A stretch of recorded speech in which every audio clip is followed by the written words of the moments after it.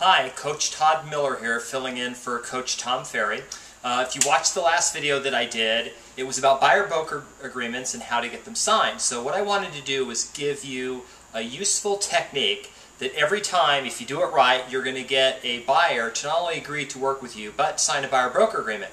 It's a very simple technique. You may have heard of it before, but this is how it works. Okay, so there's two reasons that a buyer is calling a bunch of real estate agents. One is that the real estate agent doesn't make the buyer important. The second reason is that the buyer doesn't feel like the real estate agent is showing them all the properties that are available, and there's a reason for that. The truth is, the buyer is not going to see all the properties. So what you have to do is demonstrate to the buyer that by working with you, they're going to see all the properties. They won't need to just start randomly calling real estate agents. Okay, this is how it works.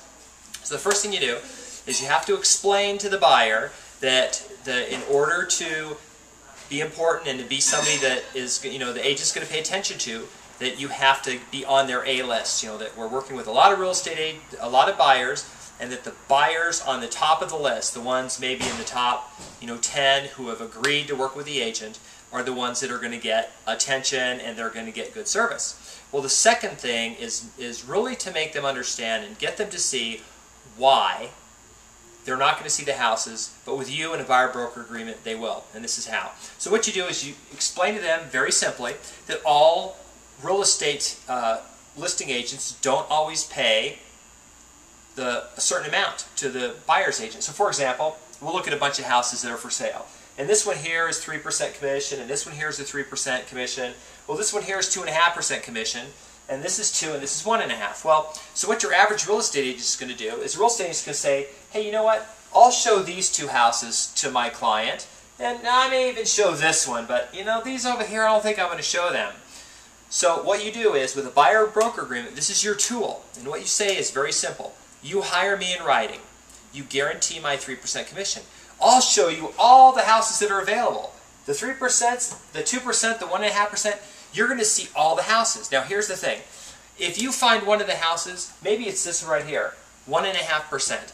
And, at the time I show you the property, I'll explain, hey, it's 1.5%, so one of three things is going to happen. Either we're going to ask the seller to up the commission, or we're going to ask for some closing costs to cover the commission for you, or you'll just pay the difference out of your pocket.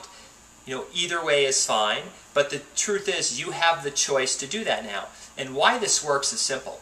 If these houses are $200,000 and this house is $190,000, and you're getting a deal on the house because agents won't show it, the sellers had to reduce the price, it's a good deal for you because the amount of commission you're going to pay is a lot less than the difference in the value of the house.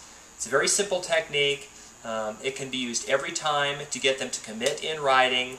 You can then show them all the houses that are available. You don't have to worry about what the co-ops are, and then they get to be the ones to choose whether or not they want to make up the difference. So anyway, that is my update for today, and I hope that it was something you can use out there to make more money in your business. Thanks for tuning in.